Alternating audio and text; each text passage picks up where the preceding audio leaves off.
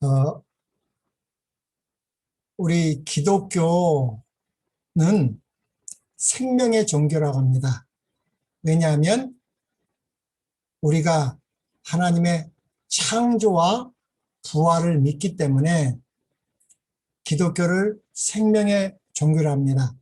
죄는 우리가 거짓말하고 도둑질하고 그런 도덕적인 죄만을 죄라고 하지 않습니다. 십계명이 있기 때문에 간음하고 거짓말하고 살인하고 당연히 죄지만 성경이 말하는 근본적인 죄는 사망입니다.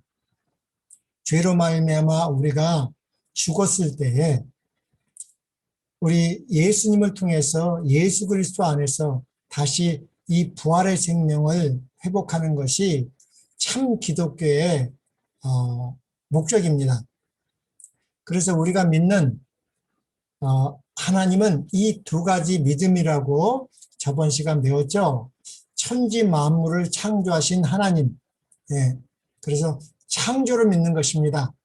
또 두 번째는 죽은 생명을 달리 살리시는 부활을 믿는 것입니다. 우리가 믿는 부활이 예수님의 죄림으로 성취되는 것이죠. 그래서 우리는 창조의 하나님을 믿음으로 말미암아 안식일을 기억하여 거룩히 지킵니다. 그래서 사단은 자기도 이 세상에 세상 신이라고 하죠. 그래서 이 안식일을 대신하여 주일 예배로 만들었죠.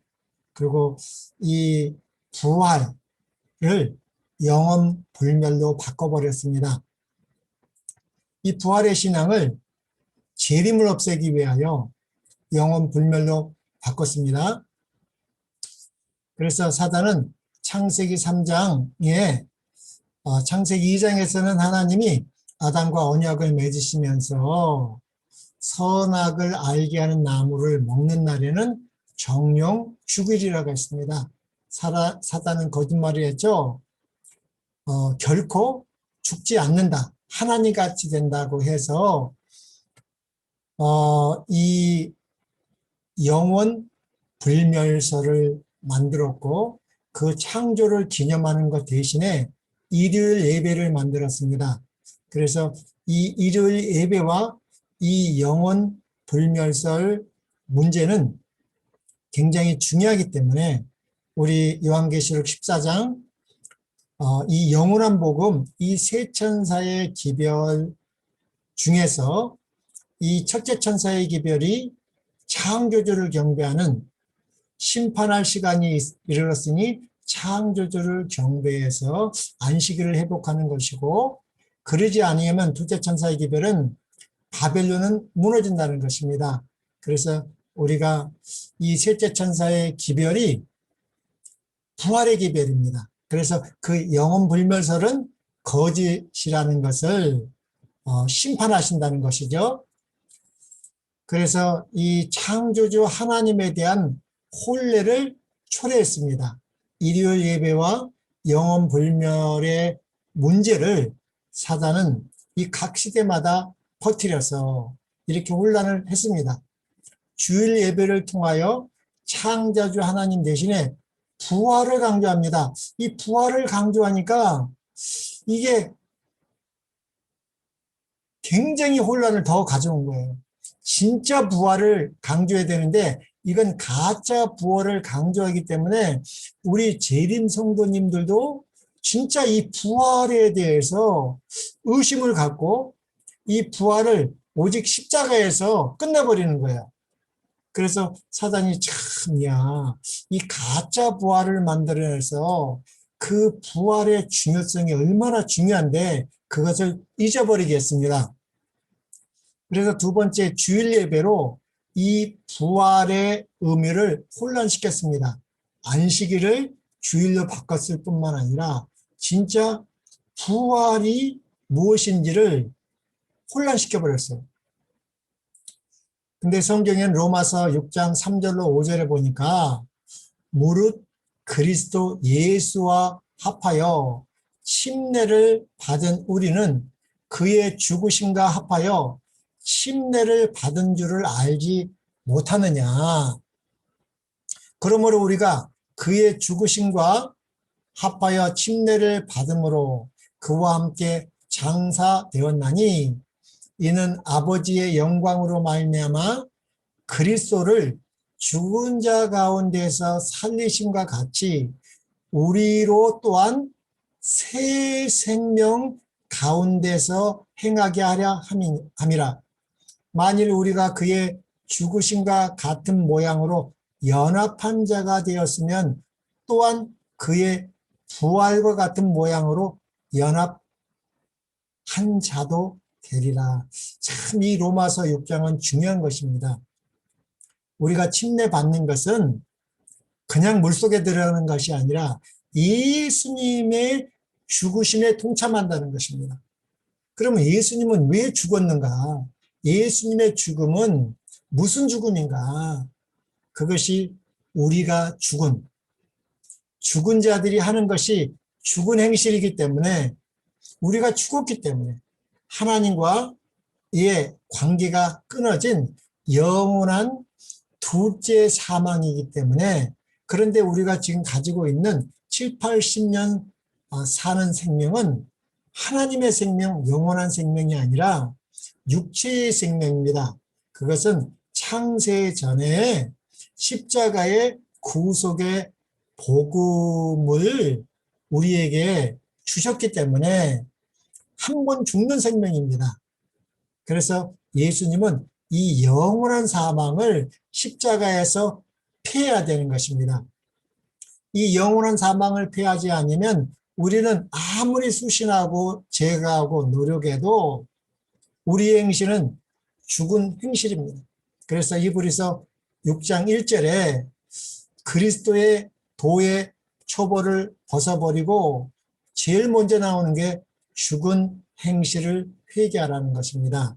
그래서 우리는 예수님이 십자가에서 엘리 엘리 라마 사박다니 나의 하나님 왜 나를 버리셨나이까 하나님과 분리되는 것입니다.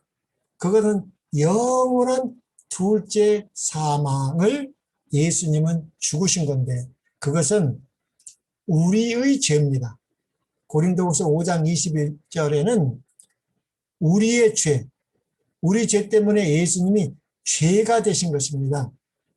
그리고 예수님은 큰 소리로 외쳤죠. 다 이루었다. 아버지여 내 영혼을 받아 주셨다 하고 크게 외치고 돌아가셨습니다. 조금 이따 그걸 또 하겠습니다. 그래서 그 죽음을 믿는 행위로 침례, 물속에 함께 들어가는 것입니다. 그러므로 우리가 그의 죽으심과 합하여 침례를 받음으로 그와 함께 장사되는 것입니다. 영원한 둘째 사망. 예. 그리고 예수님이 부활하셨습니다.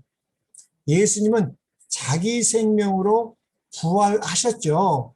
예. 그래서 예수님이 부활할 때 예수님만 부활한 것이 아니라 우리도 함께 부활했기 때문에 예수님의 부활을 믿음으로 우리는 이 새 생명을 받는 것입니다. 우리가 가지고 있지 않는 예수님이 부활하셨을 때 믿는 자들에게 주는 이 새 생명을 받았기 때문에 우리는 이 새 생명 가운데 행할 수가 있는 것입니다. 우리가 가진 생명, 육체의 생명이 아니라 믿음으로 이 새 생명을 받은 것입니다. 그래서 만일 우리가 그의 죽으심과 같은 모양으로 연합한 자가 되었으면 또한 그의 부활과 같은 모양으로 연합한 자가 됐는데 예수님의 부활할 때는 다른 몸이었죠. 그러면 우리가 예수님과 예수님의 부활에 연합했다는 것은 뭐예요? 예, 우리 심령에 새 생명을 받았다는 것입니다. 예, 그 새 생명 받은 것이 성령을 통해서 새 언약을 우리 마음과 생각에 성령께서 친히 기록하신다는 것이죠. 예, 그래서 우리는 새 생명 가운데서 생명의 도로 걸어갈 수 있는 자가 됐다는 말입니다. 또 베드로전서 3장 21절에는 이 우리가 물과 성령으로 거듭나라고 했기 때문에 물은 예수 그리스도께서 부활하심으로 말미암아 이제 너희를 구원하는 편이 곧 씻느라고 그랬습니다. 이는 육체의 더러운 것이 변하지 않습니다. 우리 모양이 변하지 않았죠? 그러나 하나님을 향한 선한 양심의 강군이라. 그래서 이 하나님을 찾아 이 선한 양심이 하나님을 찾아간다고 하는 것입니다. 그래서 이 심내는 예수님의 부활을 기념하는 것입니다. 그래서 이 일요일 예배와 영혼불멸 문제는 영생의 의미를 왜곡시켰습니다. 이 의인과 악인이 모두 영생할 수 있다고 가르치는 거죠. 예, 우리는 다 영생한다. 예, 예수를 잘 믿은 사람은 천국에서 영생하고 예수를 잘못 믿은 사람은, 안 믿은 사람은 지옥에서 영생한다는 이 완전히 잘못된 만들어냈죠. 또 이 영혼불멸설로 재림시 부활을 혼란케 하였습니다.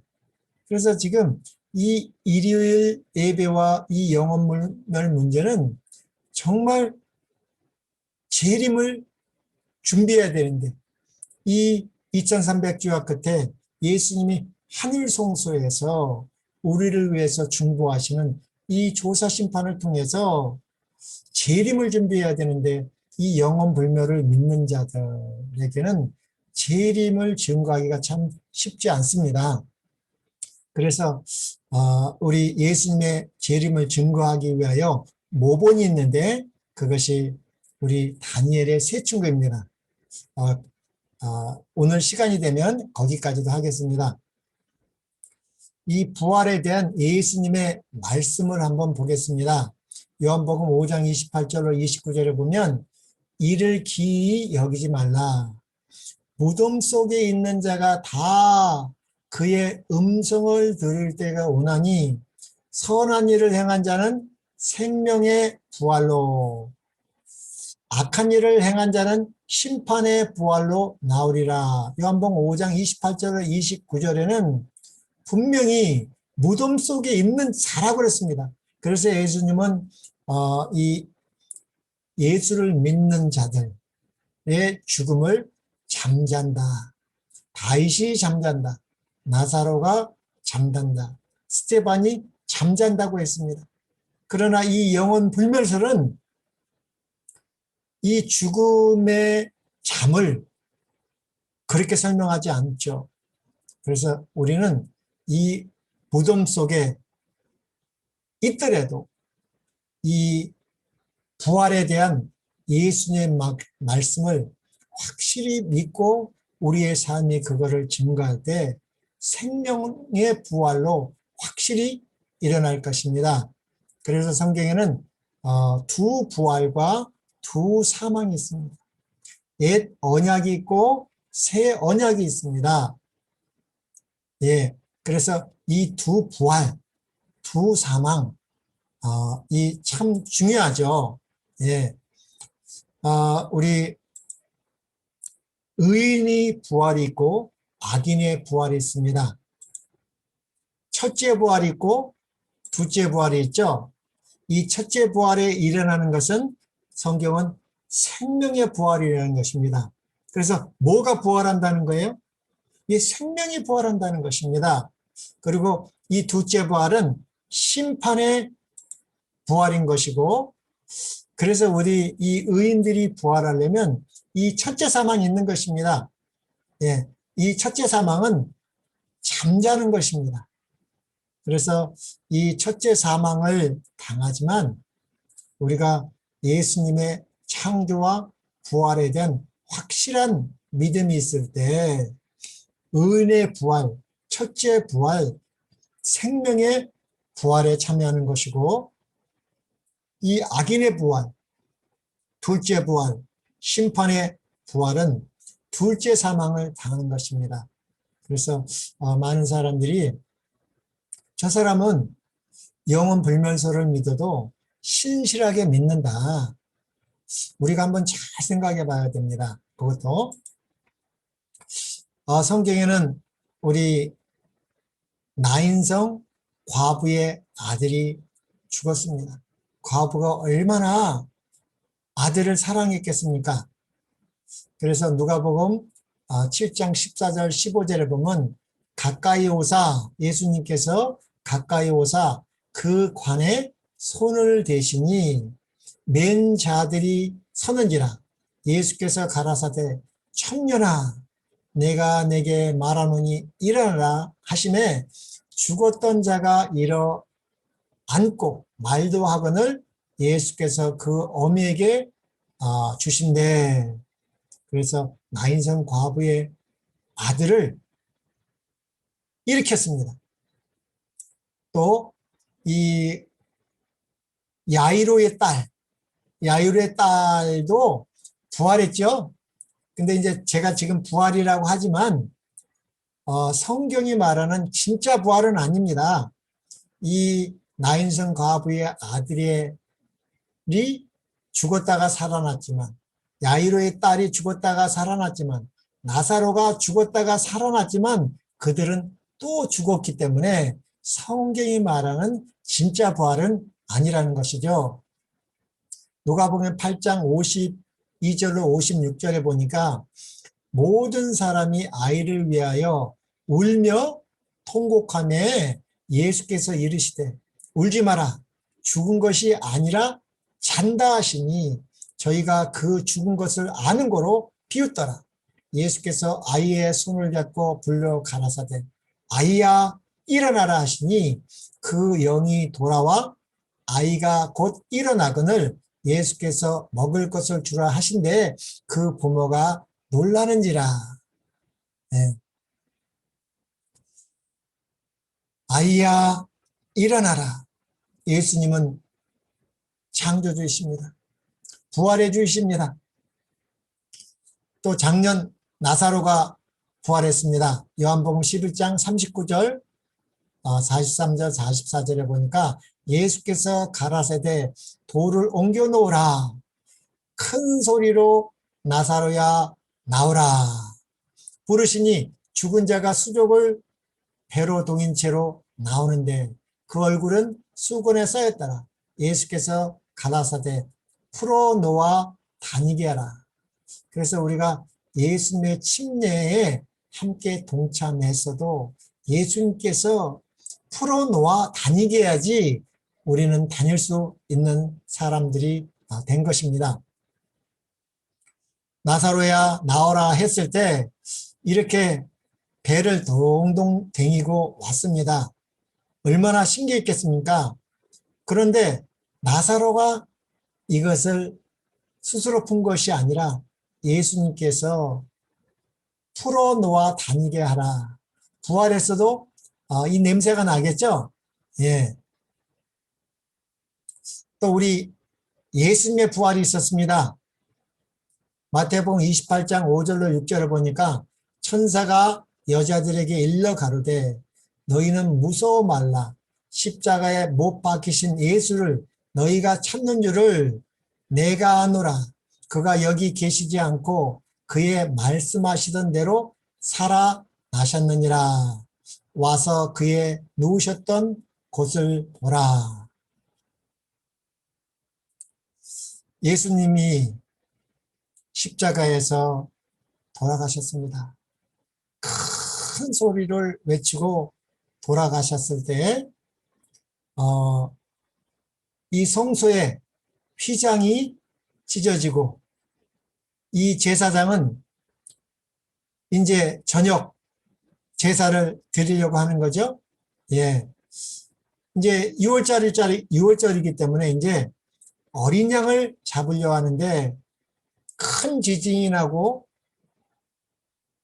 휘장이 위에서부터 아래로 찢어지고 그 어린 양은 도망갔습니다. 마태복음 27장 50절로 52절 예수께서 다시 크게 소리 지르시고 영원히 떠나시니라. 이에 성소위장이 위로부터 아래까지 찢어져 둘이 되고 땅이 진동하며 바위가 터지고 무덤이 열리며, 그래서 예수님이 돌아가셨을 때 큰 지진이 났고 또 예수님이 부활하셨을 때 큰 지진이 났습니다. 우리 사복음서를 다 합쳐보면 예수님께서 엘리 엘리 라마 사막다니, 나의 하나님 왜 나를 버리셨나이까. 그리고 예수님께서 큰 소리로 다 이루었다. 그리고 아버지여 내 영혼을 받아 주시옵소서. 그렇게 큰 소리라고 돌아가셨을 때 땅이 진동하며 바위가 터지고 무덤이 열려서 많은 시체가 이렇게 나왔죠. 그리고 3일 만에 초실 요제절로서 예수님은 3일 만에 부활하셨습니다. 그래서 첫 이삭 한 단의 부활이란 말은 예수님께서 부활하셨을 때 예수님만 부활하는 것이 아니기 때문에 요한복음 11장 25절에 보니까 예수께서 이르시되 나는 부활이요 생명이니 나를 믿는 자는 죽어도 살겠고, 이 나사로가 죽었을 때 마르다와 야이로에게 한 말이지만 이거는 예언이었습니다. 예수님이 부활하실 때 이 말씀을 하실 것이기 때문에 예수님이 부활하셔서 이 말을 할 때 진짜 부활이 있을 것이란 말이죠. 그래서 예수님은 부활하시고 제일 먼저 이 요셉의 갈라진 무덤을 향하여 나는 부활이요 생명이라고 외쳤습니다. 그리고 마태복음 27장 52절로 53절에 보면 자던 성도의 몸이 많이 일어나되 예수의 부활 후에 저희가 무덤에서 나와서 거룩한 성에 들어가 많은 사람에게 보이니라. 우리 시대의 소망에는 이렇게 나와 있습니다. 그가 큰 소리로, 이거는 아주 힘센 천사입니다. 예, 아주 힘센 천사가 이 무덤을 사단이가 그의 부하들과 함께 꽉꽉 지키고 있었죠. 예, 예수님 절대 부활 못하게. 그리고 또 이 제사장들이나 이 바리새인들이 다른 건 기억 못하도 예수님이 3일 만에 부활한다는 말은 기억하고 있었어요. 3일 만에 부활한다는 것은. 그래서 빌라도에 가서 이 예수가 그런 이상한 말을 했기 때문에 또 사람들이 미혹해가지고 또 예수를 시체를 훔쳐간다. 그래서 빌라도에게 많은 군병들이 이 무덤을 지키고 있었을 뿐 아니라 사단과 악한 천사들이 여기를 꽉 지키고 있었지만 이 힘센 천사 앞에선 꼼짝도 못하고 다 도망갔습니다. 그리고 이 천사가 큰 소리로 하나님의 아들이여 했습니다. 예, 이 예수님이 나실 바 거룩한 자 하나님의 아들이라고 우리 누가복음에 나와 있지 않습니까? 우리 누가복음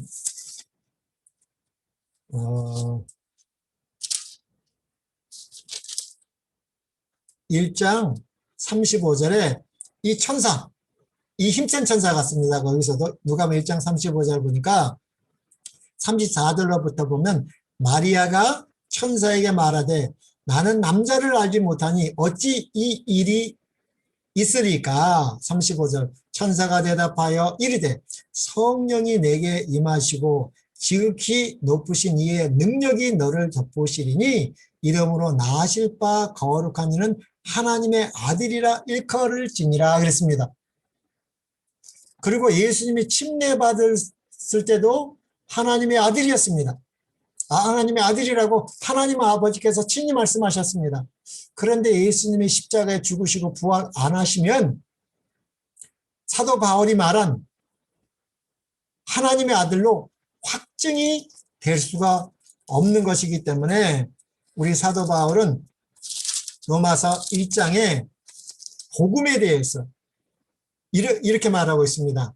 로마서 1장 2절에 이 복음은 하나님이 선지자들을 통하여 그의 아들 하나님의 아들에 관하여 성경에 미리 약속하신 것이라. 그의 아들에 관하여 말하면 육신으로는 다윗의 혈통에서 나셨고 성결의 영으로는 죽은 자들 가운데서 부활하사 능력으로 하나님의 아들로 선포 확정되셨으니 곧 우리 주 예수 그리스도시라. 예, 예수님이 부활하지 아니었으면 하나님의 아들로 확증되지도 못하고 복음이 될 수 없다고 로마서가 1장 1절부터 5절까지 복음이 뭔지, 예, 우리는 예수님이 부활하심으로 하나님의 아들이라는 것을 믿어야 합니다. 그분이 메시아 그리스도라는 것을 믿어야 되는 것입니다. 그래서 하나님의 아들이여 나오소서 당신의 아버지께서 부르십니다 라고 부르짖는 음성을 들었다. 그들은 예수께서 무덤에서 나오시는 것을 보았고 또 갈라진 무덤을 향하여 예수님께서 뭐라고 그랬어요? 요한복음 7장 25절에 예언한 대로 나는 부활이요 생명이라고 선언하시는 음성을 들었다.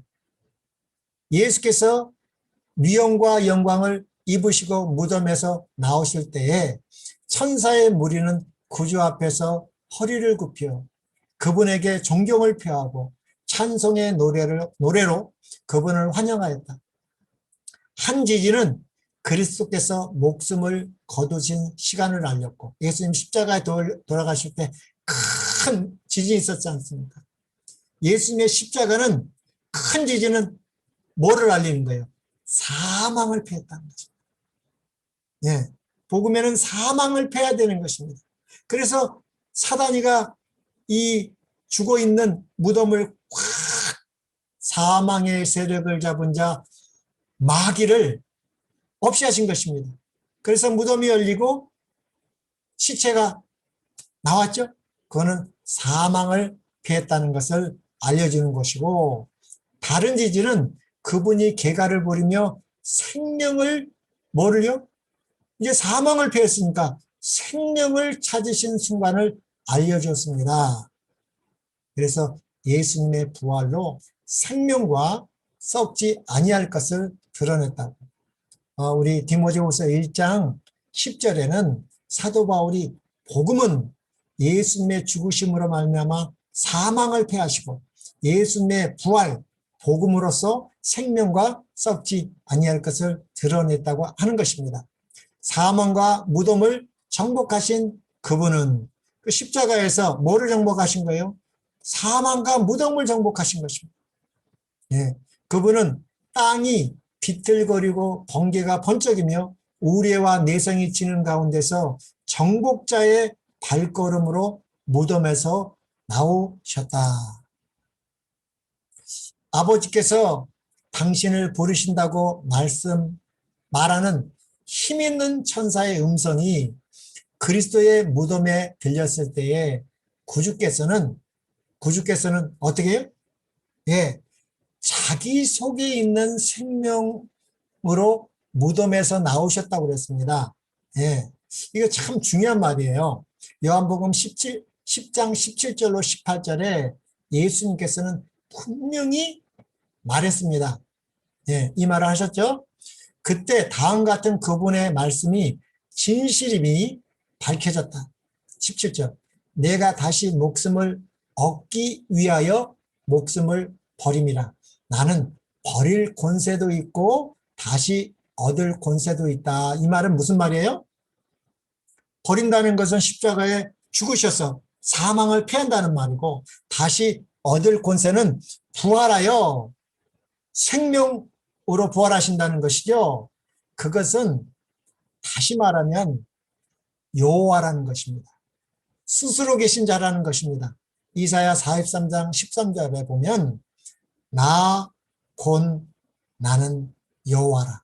나 외에 구원자가 없다고 그랬습니다. 우리를 사망에서 생명으로 구원하시려면 예수님은 스스로 계신 여호와이셔야만 되는 것입니다. 그래서 예수님이 여호와이심을 증거하는 것이 요한복음 10장 17절로 18절. 예수님이 영원한 둘째 사망을 당하시고 자기 속에 있는 생명으로 무덤에서 나왔다는 것은 예수님만이 여호와 스스로 계신 것입니다. 그래서 예수님은 자기 속에 있는 생명으로는 자기를 위해서 구원받지 않았습니다.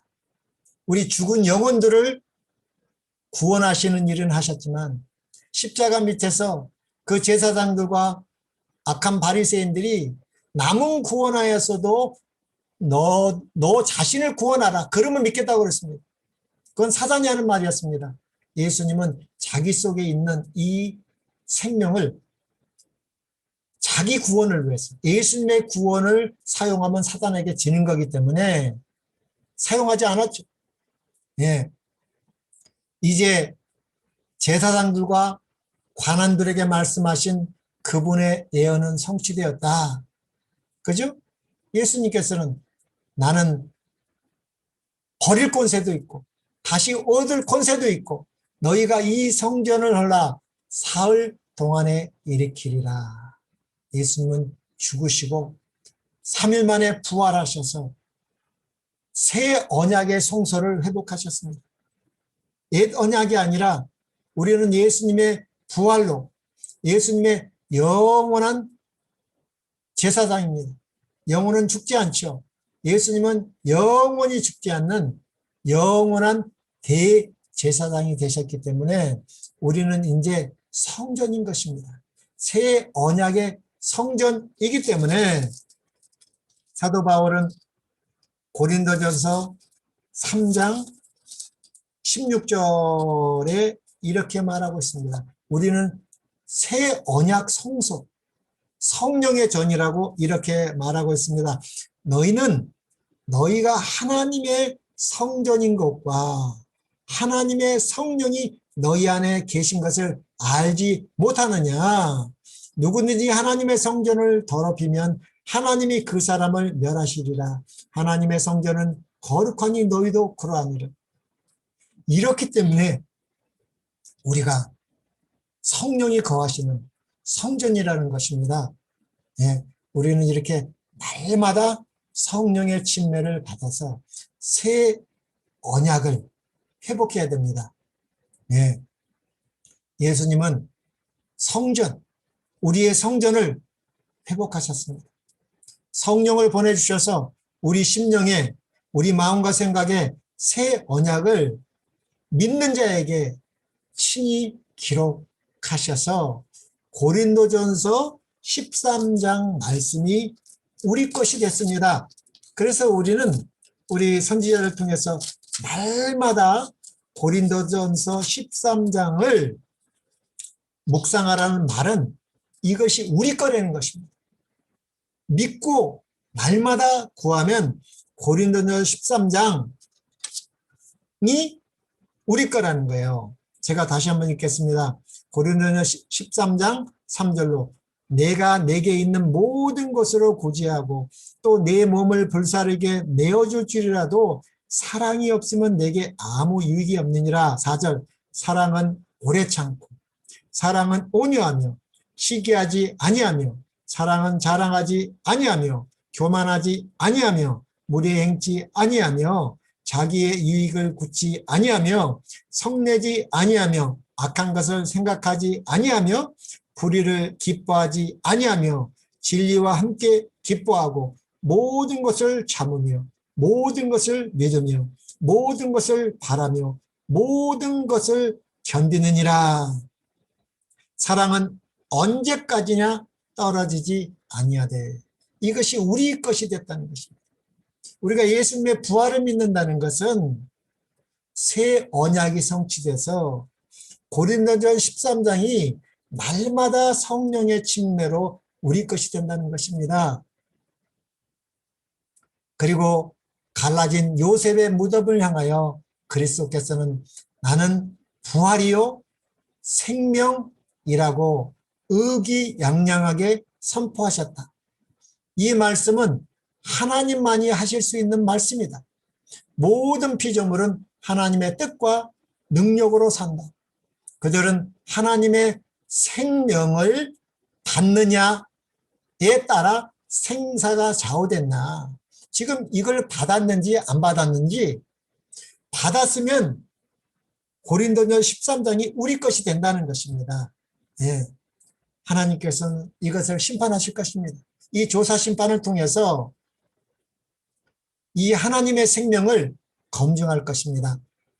가장 높은 스랍으로부터 가장 낮은 생명에 이르기까지 모두 다 생명의 근원 되시는 분에게서 생명을 공급받는다.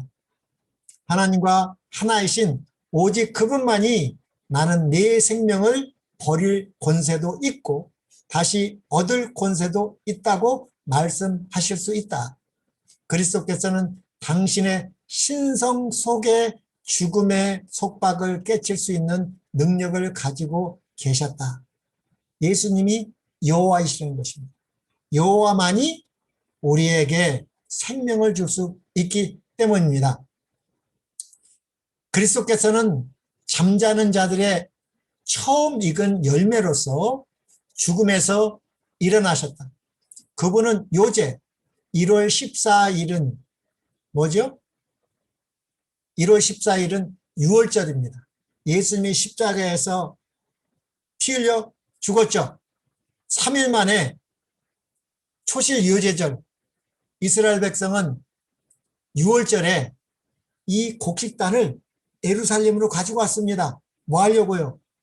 3일 후에 메시아의 부활을 믿는 행위를 하기 위해서 이 첫 익은 이삭 한 단을 흔들려고 오는 것입니다.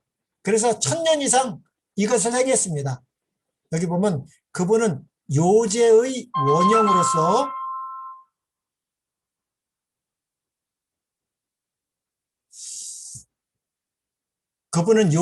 원형으로서 예수 앞에 요제를 드리던 바로 그날에 부활하셨습니다. 정확하게.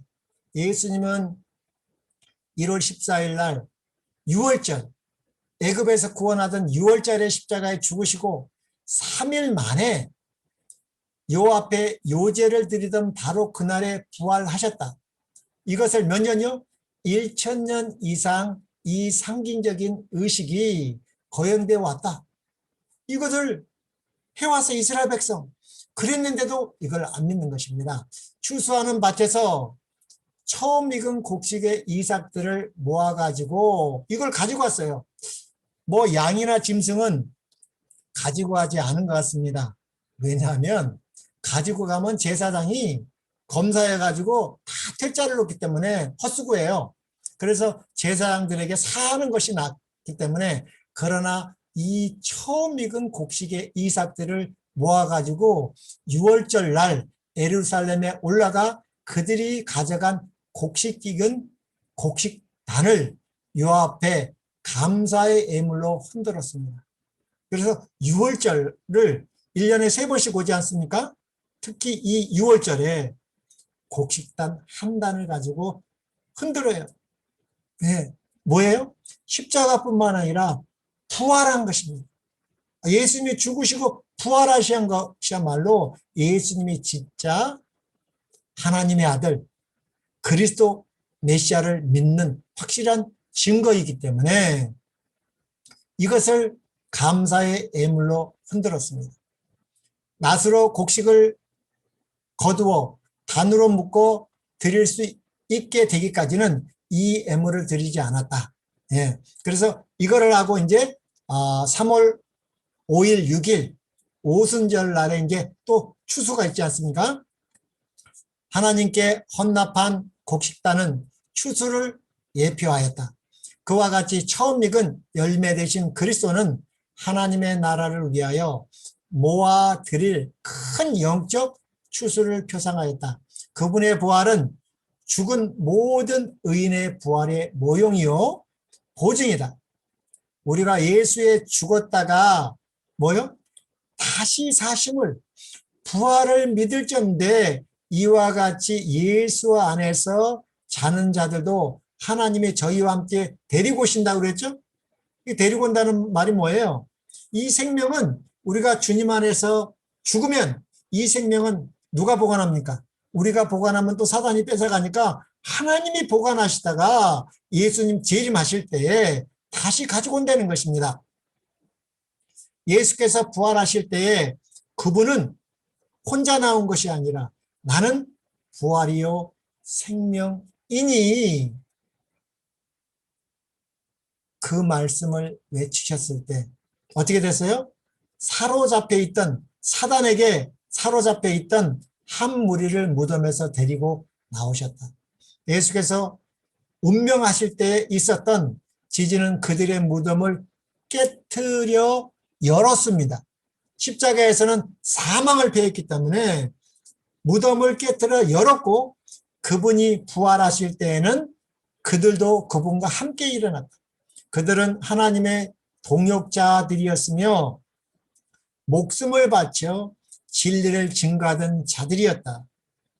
우리도 이래야 되겠죠?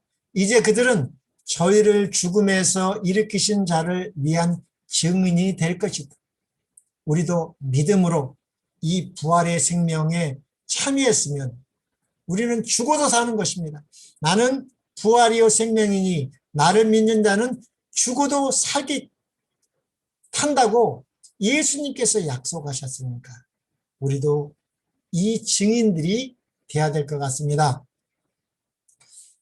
의인들이 부활이 있죠? 데살로니가전서 4장 16절 주께서 호령과 천사장의 소리와 하나님의 나팔로 친히 하늘로 쫓아 강림하시리니 그리스도 안에서 죽은 자들이 먼저 일어나고 또 의인들의 승천이 있습니다. 그 위에 우리 살아남은 자도 저희와 함께 구름 속으로 끌어올려 공중에서 주를 영접하게 하시리니 그리하여 우리가 항상 주와 함께 있으리라. 데살로니가전서 4장 7절.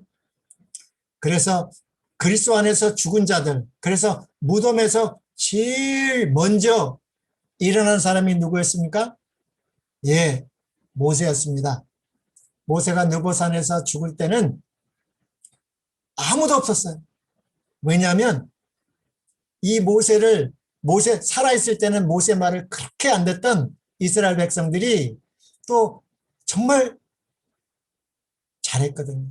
긍휼로 기도하고 저들을 위해서 헌신했기 때문에 모세가 죽으면 그 시체를 가지고 또 우상 숭배할까 봐 하나님께서는 모세의 장례식에 아무도 참석하지 못하게 했습니다. 그러면 모세는 어떻게 됐을까요? 네, 거룩한 천사가 모세의 시체를 장례시켜줬습니다. 그러나 머지않아서 아주 오래되지 않아서 예수님께서 친히 오셔서 예수님이 모세를 부활시켰습니다. 그래서 하늘로 데려갔죠. 그리고 예수님은 이 땅에 하나님의 아들로 오셔서 십자가에 죽으시고 부활했습니다. 그리고 이 무덤 속에 있던 자들을 승천하여 올라갈 때 하늘 문을 누가 열었습니까? 예, 모세가 열었습니다. 예, 모세도 그 하늘 문을 여는 한 사람이었습니다. 또 엘리야도 있었겠죠? 그 위에 그래서 이 모세는 이 그리스도 안에서 죽었다가 부활한 것의 모본이고요.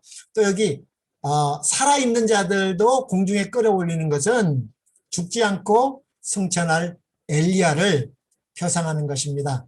그래서 이 엘리야와 이 모세는 얼마나 억울하겠습니까? 하나님께 기도했습니다. 내가 그 가데스에서 2번 바위를 쳤죠. 그래서 하나의 죄를 졌습니다.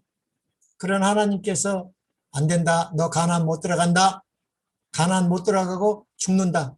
원래는 이 한 가지 죄만 짓지 않았으면 모세는 가나안 땅에 들어가서 어떻게 됐을까요? 예, 이 엘리야보다 먼저 살아서 승천했습니다. 우리 영감에 그렇게 나와 있습니다. 모세가 한 가지의 죄를 짓지 않았더라면 그렇게 바라던 가나안 땅에 들어가서 살아서 승천했을 것입니다.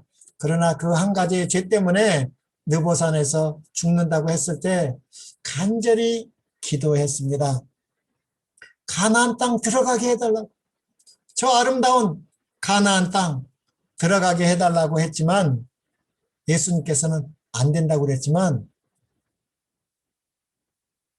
죽은 모세를 부활시킬로 하늘로 데려갔을 뿐만 아니라 모세의 소원을 들어줬습니다. 진짜로 가나안 땅, 하늘 가나안 땅이 아니라 진짜 모세가 요단강을 건너서 가고 싶어 하던 그 가나안 땅을 밟게 했을까요? 안 했을까요? 성도 여러분, 예, 했습니다. 진짜로 예수님이 모세의 소원을 들어줬습니다. 언제요? 예, 마태복음 17장에 보면 예수님이 변화산에서, 변화산은 가나안 땅입니다.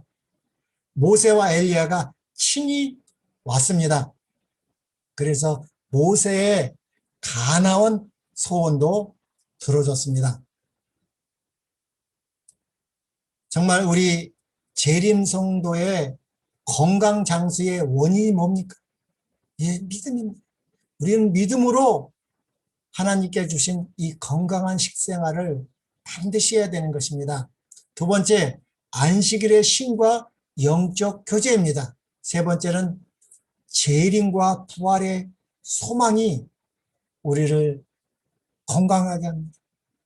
우리가 믿음으로 이 재림과 부활의 소망 안에서 건강한 식생활, 안식일 쉼과 우리 성도의 교제가 충분히 이루어져야 되겠습니다. 우리 나사로의 부활, 이 나사로는 4일 후에 죽은 지 4일 후에 나타났죠. 예, 이유가 있습니다. 마르다와 마리아가 예수님을 부르러 갔어요. 죽을 병에 걸렸기 때문에. 그러면 가까이 있었으니까 금방 와야 되는데 이틀이나 더 있는 거예요. 네, 그러니까 얼마나 서운했겠어요. 한번 읽어보겠습니다. 예수님께 한 소식이 왔어요. 빨리 와주세요, 주님. 지금 나사로가 병중에 누워있기에 당신의 도움이 절실히 필요합니다. 마리아와 마르다는 그들의 오라버니의 죽음을 보게 되었습니다. 그러나 오지 않았어요. 죽었습니다. 그들은 예수님을 기다렸지만 그분께서는 오시지 않았어요. 그들은 왜 지체하시는지 알 수 없었죠. 예수님이 왜 지체하시는지 알 수 없었습니다. 나사로는 이미 죽은 자가 되었고 이미 나흘의 시간이 지났어요. 이 나흘의 시간은 아담 안에서 우리가 죽은 4,000년을 표상한다고 제가 오래전에 한번 말씀드린다고 생각합니다. 어떤 이는 주님께서 그분의 방법대로 곧 오실 거라고 말했죠. 마르다는 예수님께 달려갔어요. 이제 나흘 만에 왔으니까. 그리고 슬피 외쳤어요. 주여, 당신께서 일찍 오셨더라면 나사로를 능히 고치셨겠나이다. 그리고 그는 지금 살아있을 것입니다. 주께서 더디 오심으로 모든 소망이 사라졌나이다. 주여, 우리는 이해할 수 없습니다. 도대체 왜 이토록 지체하시는지죠. 우리 같죠? 예수님 빨리 왔으면 얼마나 좋겠습니까? 우리도 다 마리아와 마르다처럼 이렇게 원망하지 않으십니까? 그러나 주님의 방법은 곧 하나님의 방법이요 우리의 방법이 아닙니다. 위대하지 않습니까? 예수께서 나흘 늦게 오셨지만 그분이 정한 시간에 오신 것입니다. 예수께서 마르다에게 말씀하십니다. 내게 무덤을 보여다오. 그러나 마르다는 이렇게 말합니다. 주여, 나사로가 무덤에 들어간 지 나흘이 지난 것을 모르십니까? 지금 썩은 냄새가 납니다. 무덤을 가로막은 돌문이 열려지고 예수께서는 외치셨습니다. 나사로야, 나오너라. 큰 소리를 외쳤죠. 그때 누군가가 소리쳤습니다. 나사로가 살았다. 그가 살아났어. 여러분도 종종 두려움과 싸울 때, 코로나19 팬데믹으로 고통 가운데 있을 때 주님께 외칠 것입니다. You cry to the Lord. 주님, 지금 당신의 도움이 필요합니다. 그러나 그분께서 나타나지 않으시는 것처럼 보일 때라도 친구여 용기를 잃지 마십시오. 주님은 어제나 오늘이나 여전히 우리를 돌보십니다. 그분께서는 곧 찾아오실 것이고 두려움의 장막은 물러가게 될 것입니다. 그리고 당신의 이름을 부르실 것입니다. 그러나 마르다와 같이 우리도 지체하시는 주님을 기다리지 못해 모든 희망을 포기할지도 모릅니다. 주님을 탓하며 원망할 수도 있겠죠. 그러나 주님의 방법은 곧 하나님의 방법이요. 우리의 방법이 아니라는 걸 우리는 깨달아야 됩니다. 위대하지 않습니까? 예수께서 나흘 뒤에 오셨지만 그때가 그분의 정한 시간입니다. 하나님은 참으로 위대하십니다. 그분은 언제나 우리가 꼭 필요할 때에 우리 곁에 계십니다.